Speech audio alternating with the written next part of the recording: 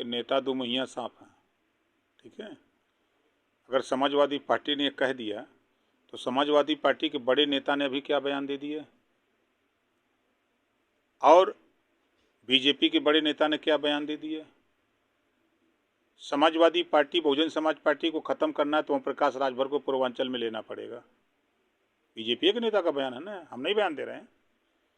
शिवपाल यादव जी का बयान है कि जो पुराने साथी हैं किन्हीं कारणों से अखिलेश से नाराज हैं, हम उनको मनाएंगे और साथ ले आएंगे, तभी लड़ाई लड़ी जा सकती है। सुभाषपा अपने दम पर लड़ेगी निकाय चुनाव, ओम प्रकाश राजभर का दावा। पूर्वांचल की राजनीति की धुरी है हम।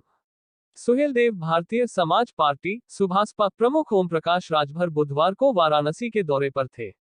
इस दौरान उन्होंने पत्रकारों से बातचीत में खुद को पूर्वांचल की राजनीति की धुरी होने का दावा किया है। उन्होंने कहा कि नेता तो दोमुहा सांप होते हैं।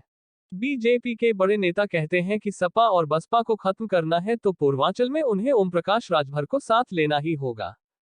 सुहेलदेव भारतीय समाज पार्टी एसबीएसपी के प्रमुख ओम प्रकाश राजभर पत्रकारों से बातचीत के क्रम में उन्होंने खुद को पूर्वांचल की राजनीति की धुरी बताया।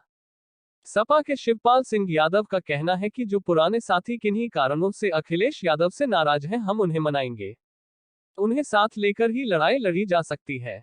ओम प्रकाश राजभर पूर्वांचल की एक धुरी बना हुआ है और हमने करके दिखाया है। पूर्वांचल में बीजेपी के साथ था तो उसे जीत मिली, सपा के साथ था तो उसे जीत मिली। आगामी राजनीतिक गठबंधन के सवाल पर ओम प्रकाश राजभर ने कहा कि सपा, बसपा, भाजपा और कांग्रेस में से कोई पार्टी खराब नहीं है, किसी के साथ भी जाया जा सकता है। मऊ के पूर्व विधायक माफिया मुख्तार अंसारी को आज ईडी ने कस्टडी रिमांड पर लिया है। ईडी और सीबीआई की कार्रवाई को लेकर ओम प्रकाश राजभर ने कहा कि जो नेता ज्यादा फड़फड़ाता है उसके यहां यह एजेंसियां पहुंच जाती हैं, फिर वह नेता ठंडा पड़ जाता है। ऐसा कांग्रेस के समय में भी होता था और भाजपा की सरकार में भी हो रहा है। मैनपुरी लोकसभा के उपचुनाव को लेकर ओम प्रकाश राजभर ने कहा कि वहां सपा की जीत नेताजी मुलायम सिंह यादव के निधन से उपजी सहानुभूति का परिणाम है, इससे अधिक और कुछ भी नहीं है। अखिलेश यादव और शिवपाल सिंह यादव में इतना ही दमखम है तो एक साथ आकर बनारस में लड़े। हमारी पार्टी निकाय चुनाव के लिए तैयारी कर ली है, हम अकेले अपने दम पर चुनाव लड़ेंगे और निकाय चुनाव में किसी भी पार्टी के साथ गठबंधन नहीं करेंगे। हम खुद गठबंधन, निकाय चुनाव में ये छोटा चुनाव होता है, हमारे नेता छोटे चुनाव लड़ते हैं। अब गठबंधन होने के बाद सीटें कम मिलती हैं तो फिर दिक्कत पैदा होती है। बड़े चुनाव आते हैं तो छोटे नेता हमारे लड़ नहीं पाते, इस नाते वहाँ नहीं, दो बड़ी पार्टियां बीजेपी आपसे तौबा कर चुकी है और समाजवादी पार्टी ने जिस तरह से आपने विधानसभा के बाद पलटी मारी, समाजवादी पार्टी ने भी कह दिया है कि अब वो प्रकाश राजभर के साथ कभी नहीं जाना। तो कहीं ऐसा तो नहीं है कि आप राजनीति में एक अलग दूरी हो जा रहे हैं लोगों से, बड़ी पार्टियों से, इस वजह से आप दूर हो रहे हैं कि नेता दुमहिया सांप हैं। ठीक है, अगर समाजवादी पार्टी ने कह दिया तो समाजवादी पार्टी के बड़े नेता ने अभी क्या बयान दे दिया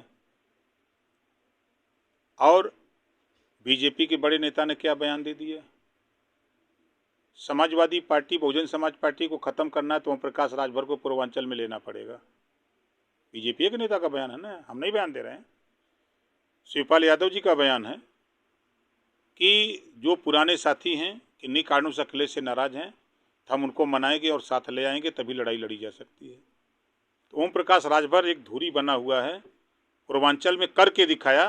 बीजेपी के साथ थे तो बीजेपी जीती, सपा के साथ आए तो सपा जीती। मतलब अभी मौका है, आप सपा के संग फिर जाएंगे? किसी के साथ जाया जा सकता है, कोई गारंटी तो नहीं कि सपा ठीक है, बसपा भी ठीक है, भाजपा भी ठीक है, कांग्रेस भी ठीक है, सब पार्टी कोई खराब नहीं है। हमारी पार्टी निकाय चुनाव के लिए कमर कस रखी है, पूरा अपना तैयारी कर लिया है। जहाँ जहाँ चुनाव लड़ना है अपने प्रत्याशी तय कर रखे हैं, प्रत्याशी प्रचार प्रसार में हैं। सुहेलदेव भारतीय समाज पार्टी अकेले अपने दम पर निकाय चुनाव लड़ेगी। क्या किसी के साथ गठबंधन नहीं होगा? नहीं, भारतीय समाज पार्टी का निकाय चुनाव में किसी से गठबंधन नहीं होगा। कितने सीटों पे? अब सीट जहाँ प्रत्याशी मिलेंगे तहाँ लड़ाया जाएगा, जहाँ नहीं है तो अब झूठा कह दें कि पूरा देशभर में कब्जा करेंगे। गठबंधन आप नहीं कर, पेशी थी प्रयागराज में और ईडी ने उन्हें कस्टडी रिमांड पर ले लिया है। आप अभी ईडी को लेकर बोल रहे थे कि नेता ईडी से डर रहे हैं, इसलिए नेता खुलकर बोल नहीं पा रहे हैं। क्या ईडी का डर किसको है और क्यों है? कौन कौन नेता डर रहे हैं ईडी से? देखिए, बॉम्बे हाई कोर्ट ने भी कमेंट किया ईडी पर, जब संजय राउत जी के मामले पर, कि साक्ष्य पेश नहीं कर पाई।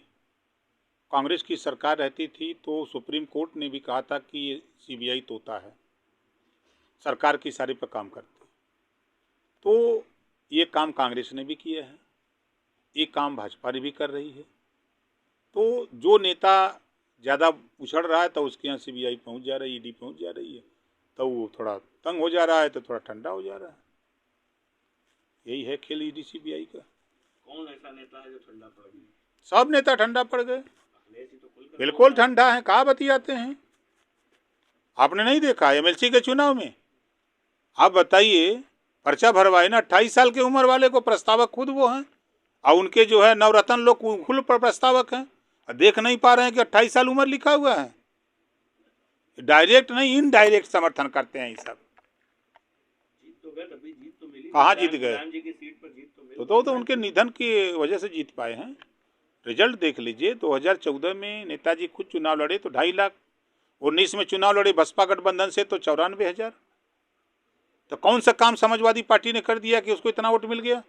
नेताजी के निधन की सिंपैथी रही है जिससे इतना वोट मिला है। तो अखिलेश यादव का क्रेज खत्म हो कोई मतलब नहीं है भैया। फिर शिवपाल अखिलेश के साथ आ गए, तो दोनों चाचा चाचा भी भतीजा साथ साथ आ आ गए। गए तो क्या करें? आप जो तो काम नहीं कर सके वो काम चाचा भतीजा दोनों, गोपाल जी ने कर दिया। चाचा भतीजा दोनों एक होकर के लड़े, बनारस चंदौली लड़े ना, का उखाड़ दिए।